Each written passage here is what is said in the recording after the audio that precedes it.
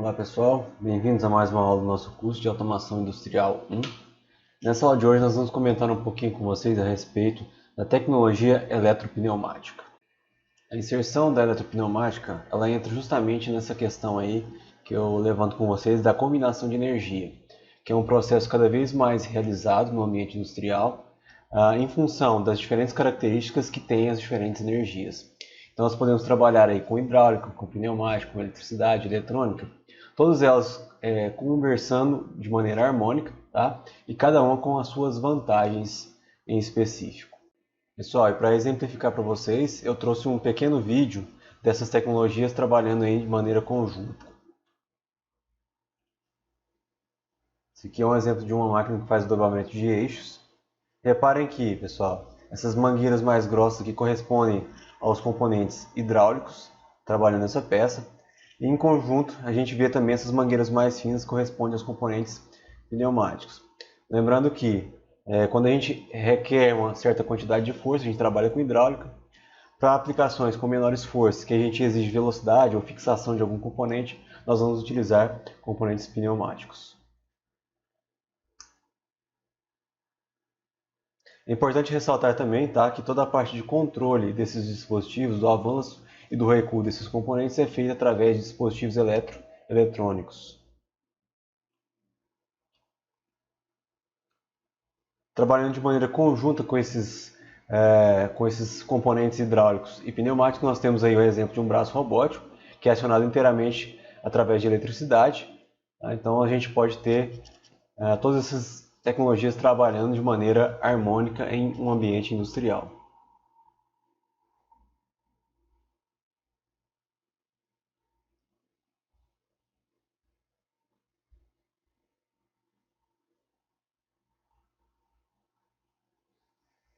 Tá bom. No nosso curso nós focaremos mais em específico na combinação da energia pneumática com a energia elétrica, ao qual damos o nome de eletropneumática, tá? Em função dos próprios dispositivos que nós temos disponíveis no nosso laboratório. Todo e qualquer sistema eletropneumático ele vai ser composto aí, digamos assim, por 4 elementos principais. São eles os elementos de sinal, os elementos de trabalho, os elementos de comando e os elementos de controle. Tá? Toda e qualquer planta vai precisar desses 4 componentes para que ela funcione de maneira efetiva. Só para vocês entenderem melhor, eu trouxe para vocês um diagrama aqui em que a gente pode explicar, né, quem são cada um desses elementos. Então vamos lá. Se eu tiver no sistema eletropneumático, os nossos elementos finais serão os nossos sensores elétricos. Já os nossos elementos de trabalho serão nossos atuadores pneumáticos. Os elementos de comando serão nossas válvulas eletropneumáticas. E os nossos elementos de controle serão ou um circuito elétrico ou também um controlador lógico programado. Para vocês entenderem melhor o que significa cada um desses elementos, vamos a um exemplo prático. Digamos que nós tenhamos esse circuito eletropneumático. Nós temos a parte elétrica mostrada à esquerda e a parte pneumática mostrada à direita. Os elementos de controle, pessoal, corresponderão a essa parte aqui que fará o controle do funcionamento do meu circuito eletropneumático. Tá? Então ele contém os botões, ele contém as bobinas, os fins de cursos e a alimentação. Conforme eu falei para vocês, pode ser composto tanto por circuito elétrico quanto um controlador lógico programado. Já os elementos de comando, nesse exemplo aqui em questão, seria a nossa válvula eletropneumática. Ela é responsável por enviar, né, o ar comprimido ao nosso atuador de duplação. Já o elemento de trabalho é o próprio cilindro de duplação. E o elemento de sinal corresponde ao fim de curso que detecta quando o meu cilindro ele está na posição avançada. Até então no nosso curso, pessoal, todas as práticas, todas as atividades que nós fizemos envolveram válvulas cujo acionamento é totalmente pneumático. Para as atividades que nós faremos no futuro, nós vamos utilizar uma válvula um pouquinho diferente, que é a válvula eletropneumática. E ela é descrita aqui embaixo para vocês, ela tem essa aparência, ok? Além daquela parte em que é feita a manipulação do ar comprimido, nós temos ao lado da válvula esse esquema aqui que é a bobina que faz o controle do nosso carretel lá dentro da válvula. Para vocês já se habituarem a trabalhar com esse tipo de componente, eu vou mostrar para vocês os símbolos referentes a essas válvulas eletropneumáticas. Vamos lá. Primeira válvula aqui, pessoal, tá? Diferentemente das válvulas que utilizamos anteriormente, a válvula eletropneumática vai ter esse símbolo ao lado dela, tá? Que indica o acionamento elétrico, ok? Para essa válvula aqui em específico nós temos então uma válvula de 3 por 2 vias com acionamento por solenoide e retorno por mola. A segunda válvula em que nós temos o acionamento elétrico em ambos os lados, a gente chama ela de válvula de duplo solenoide. Então seria uma válvula 4 por 2 vias, duplo solenoide. E essa terceira e última válvula, como nós já sabemos identificar, seria uma válvula de 5 por 2 vias com acionamento por duplo solenoide. O que é o solenoide, tá, pessoal? Para vocês entenderem melhor como é que é o funcionamento desse tipo de componente. O solenoide basicamente ele é uma bobina, né, a qual quando percorrida por uma corrente elétrica, ela se torna o que a gente chama de eletroímã. Então dentro da nossa válvula a gente tem o nosso carretel, que normalmente é feito de material ferromagnético, e à medida que nós acionamos a nossa bobina da nossa válvula eletropneumática, a gente atrai esse carretel, promovendo então a comutação da nossa válvula eletropneumática. Isso aqui eu trouxe apenas de curiosidade para vocês, que todo eletroímã, todo solenoide, ele possui dois polos, e quando a gente percorre esse solenoide com a corrente elétrica, se a gente utilizar a regra da mão direita, a gente consegue então determinar a direção das linhas de campo. A gente consegue saber qual que é o polo norte e o polo sul do nosso eletroímã. Para vocês enxergarem esse solenoide em ação, eu trouxe para vocês aqui um pequeno vídeo que demonstra o funcionamento de uma válvula eletropneumática.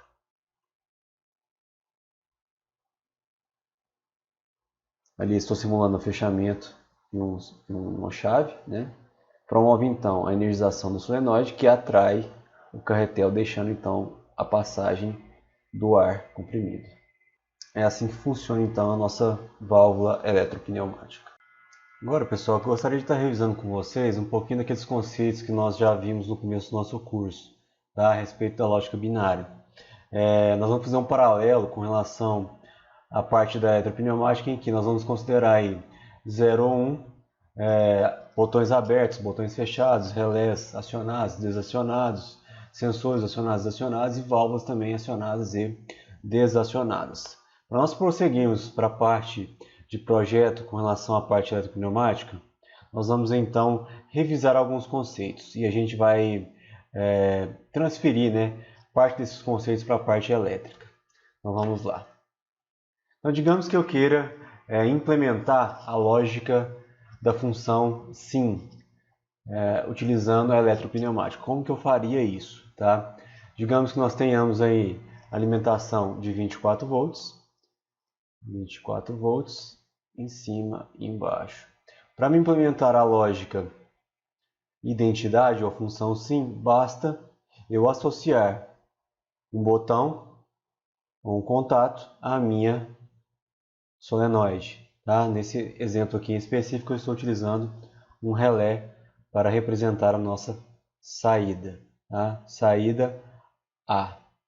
De tal forma que quando o botão A está desacionado, a minha saída está desligada, ambos em estado 0. Ok? Quando eu aperto o meu botão, ou seja, o meu botão está acionado, a minha saída também está acionada, ambos em estado 1. Então é assim que nós fazemos a transcrição da função lógica SIM para eletropneumática. Ok? Vamos à próxima. Como que eu faço a função inversa, tá, pessoal? Para a função inversa, basta, novamente eu tenho aí 24 volts, 0 volts. Como que eu faço então? Basta agora utilizar um contato normalmente fechado, então uma botoeira normalmente fechada, e associá-la à minha saída S. De tal forma que, quando o meu botão não estiver pressionado, ou seja, ele estiver em estado 0, a minha saída está acionada em estado 1. E vice-versa, né? Quando eu apertar o meu botão, eu vou desligar a minha saída. Vamos à próxima. S igual a A vezes B. Isso aqui eu estou implementando para vocês que é a lógica AND, né? Que representa também a associação em série. Como que a gente faz para colocar duas variáveis A e B em série? Novamente, 24 volts, 0 volts.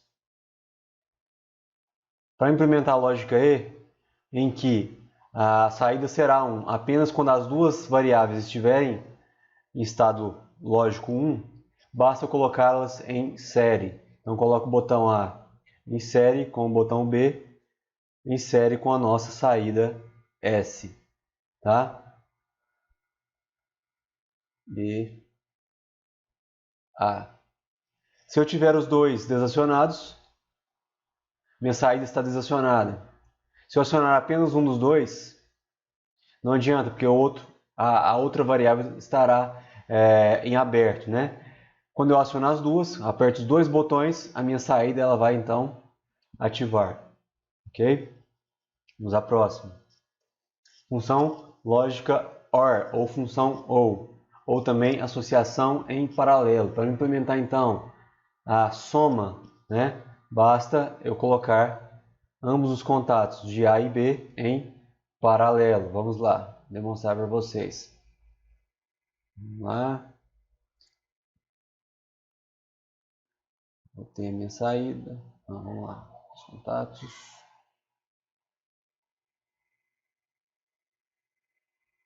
Aqui é a minha saída. Aqui é A e aqui é B. Botões. Reparem que, se ambos os botões estiverem desacionados, que é essa situação, minha saída está desligada. Se pelo menos um botão estiver acionado, que são essas três situações, a minha saída estará ligada, ok? Isso a gente representa então a função lógica OR, através de uma associação em paralelo. Vamos à próxima, a função lógica NAND. Tá? Relembrando que nós vimos na parte de eletrônica digital do nosso curso, a gente sabe que A vezes B barrado é igual a barrado mais B barrado, através do teorema de De Morgan. Ok? Isso aqui a gente consegue implementar. Nós sabemos que a função lógica OR é implementada através da associação em paralelo e a função lógica não é implementada através do contato normalmente fechado. Então, basta implementarmos da seguinte forma: 24 volts, 0 volts, colocamos ambos em paralelo, utilizando contatos normalmente fechados. Associamos a nossa saída. Aqui é A, aqui é B, e aqui é S. Reparem a nossa tabela verdade. Quando eu estou com os dois botões desacionados, ambos os contatos estão fechados, a minha saída está ligada. Quando eu aperto o botão B, esse contato aqui abre, mas esse permanece fechado, minha saída está ligada. Quando eu aperto só o botão A, esse contato abre, mas esse continua fechado, minha saída está ligada. E quando eu aperto ambos os botões, eu abro a passagem de energia e minha saída então desliga. Ok? Vamos à próxima. Função lógica NOR. Novamente, pelo teorema de De Morgan, nós sabemos que A mais B barrado é igual a A barrado vezes B barrado. A gente sabe que a função vezes a gente consegue implementar através da associação em série e a função não através do contato normalmente fechado. Então, para implementarmos a função lógica NOR, ou não ou, vamos lá, 24 volts, 0 volts. Basta associarmos ambos os contatos fechados em série de A e B. Aqui nossa saída S. De tal forma que, se ambos os botões não estiverem pressionados, ambos os contatos estão fechados e minha saída está desligada. Se pelo menos um desses botões forem pressionados, a a alimentação da minha saída é interrompida e eu tenho que ela fica desligada para pelo menos um botão pressionado, ok? E por último nós temos aí a função lógica SHORE, que foi mostrado também no início do curso para vocês, que é equivalente a A barrado vezes B mais A vezes B barrado. Novamente, paralelo, série, contato normalmente fechado, contato normalmente aberto. Para nós implementarmos, basta seguirmos essas regrinhas. Vamos lá, 0 volts, vou colocar em paralelo, A fechado, B aberto, e A aberto, B fechado.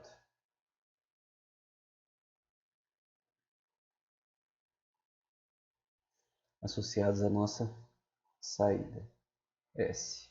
Aqui é A, B, B.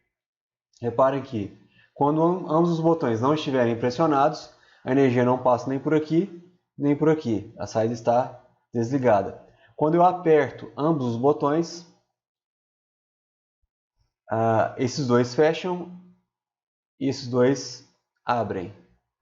Mesma situação da primeira linha, né? Que é essa aqui. Se eu apertar apenas um dos botões, digamos que eu apertei só o botão A, esse aqui fecha e esse abre, e a energia passa por esse ramo. Se eu apertar o botão B, esse aqui fecha e esse aqui abre, e a energia passa pelo ramo de cá. Então tem as duas saídas aqui, as duas situações em que a nossa saída está acionada. Para que vocês pratiquem um pouco da construção desses circuitos elétricos, eu gostaria que vocês fizessem esse exercício para mim e entregassem utilizando o Google Classroom para sexta-feira. Obrigado pela atenção de vocês e até a nossa próxima aula.